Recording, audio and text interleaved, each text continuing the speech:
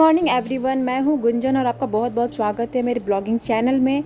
अगर आप चैनल पर नए हैं तो चैनल को सब्सक्राइब जरूर कीजिएगा और अगर वीडियो पसंद आए तो लाइक कीजिएगा। अभी मैं अपने होम टाउन में हूं और आप यहां पे देख सकते हैं कि गोवर्धन पूजा किस तरह से होती है। सारी महिलाएं यहां पर इकट्ठा हो चुकी हैं अपने सिंदूरदान के साथ और सारी चीज़ें लेकर यहाँ पर इकट्ठा हुई हैं। Hello everyone, good morning, welcome back to my blogging channel. और आज है गोवर्धन पूजा, आपको बहुत बहुत शुभकामनाएं। गोवर्धन पूजा की, भाई दूज की बहुत बहुत शुभकामनाएं।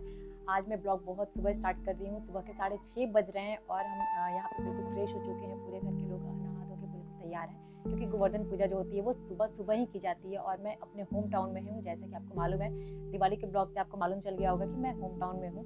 तो यहाँ पर किस तरह से होती है पूजा, आज उसके बारे में हम देखेंगे। किचन में भी आज बहुत ही स्पेशल डिश बनाई जाती है। फिर मिलती हूँ थोड़ी देर के बाद। ये मेरा छोटू सा बेबी है जो कि अजीब तरीके से देख रहा है। ये पोटी पैंट पे बैठा हुआ है, तो इस टाइम पे ये पोटी कर रहा है। मॉर्निंग का समय है। इसके बाद आप देख सकते हैं कि ये जो कांटा दिख रहा है आपको, ये रेंगनी का कांट बोलते हैं इसको।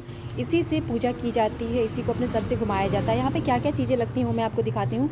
जो प्लास्टिक में ब्लैक कलर की दिख रही है, इसमें लड्डू रखे हुए हैं जो कि गोवर्धन बाबा को चढ़ाया जाता है। इसके अलावा अगरबत्ती है, माचिस है, दिए हैं। इसके अलावा जो चूड़ा होता है वाइट कलर का, वो चूड़ा है यहाँ पे।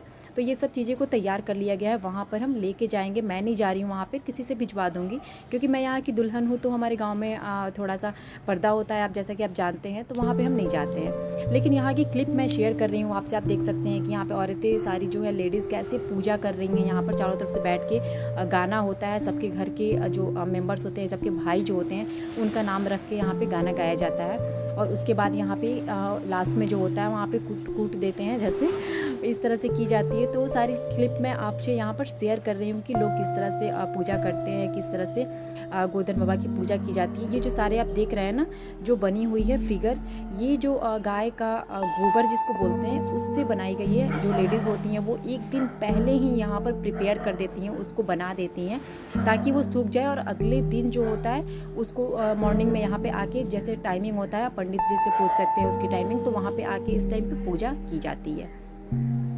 उसके बाद मेरी बेटी है, तो मेरी बेटी भी बोल रही थी कि मुझे भी करना है ऐसे करके, प्रिंसू के लिए, यानी कि अपने भाई के लिए।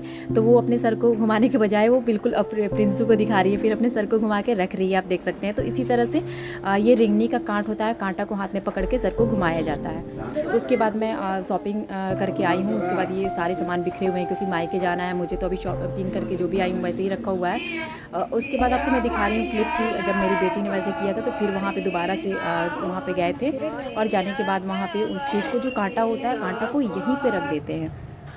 उसके बाद मेरे बेटे को भूख लगी थी तो मैं किचन में आ गई थी थोड़ी देर के लिए। उसके लिए सेरेलैक बनाने के लिए, सेरेलैक का डब्बा ख़त्म हो चुका था तो यहाँ पे नया पैक मैं ओपन कर रही हूँ। उसको भूख लगती है मॉर्निंग टाइम में, वो सेरेलैक ही पसंद करता है। उसके बाद दाल भी देती हूँ। ऐसे करके कुछ कुछ डिफरेंट चीज़ें दिन में मैं दिया करती हूँ। तो यहाँ पे मैं सेरेलैक उसके लिए बना रही हूँ। इसके बाद खाना भी बन रहा है। आप देख सकते हैं कि यहाँ पे जो खीर होती है वो खीर बन रहा है। यहाँ पे आज खीर और पूड़ी ही बनती है, दाल वाली पूड़ी बनती है। तो वो सब भी चीज़ें यहाँ पे रेडी हो रही हैं। मैं यहाँ पे दूध गर्म कर रही थी, दूध उसमें मैं डाल रही हूँ। फिर मैं यहाँ पे बड़ी भाभी आ गई हैं तो वो देख रही हैं। तो इसमें दाल पक रहा था अभी, तो दाल को वो चला रही हैं। दाल को चलाने के बाद वो कुछ और यहाँ पे काम करने के लिए आई हैं। तो वो बैठ के शायद सब्जी बनाने वाली हैं। हाँ, तो वो सब्जी बना रही हैं यहाँ पर।